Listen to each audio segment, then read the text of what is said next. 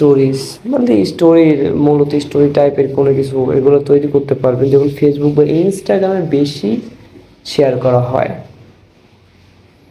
Video আছে, video তো সবাই এডিট করতে গিয়ে তৈরি করতে পারে, বাট এখানে প্রফেশনাল লেভেলের কিছু ভিডিও আছে যা আপনারা দেখলে বুঝতে পারবেন যে আসলে আমরা যে ভিডিও করি আর এই ভিডিওর তফাৎটা কী।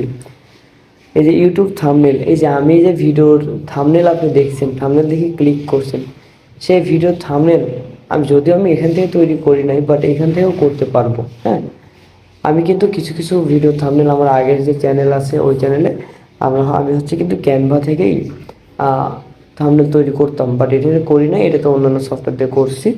তো এখান থেকে থাম্বনেল খুবই ইজি, খুবই ইজি।